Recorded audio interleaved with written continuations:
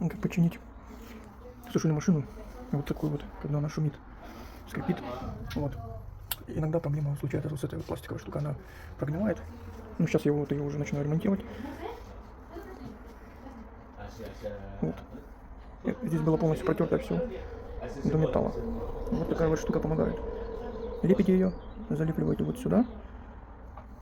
Потом вот здесь вот мажете маслом.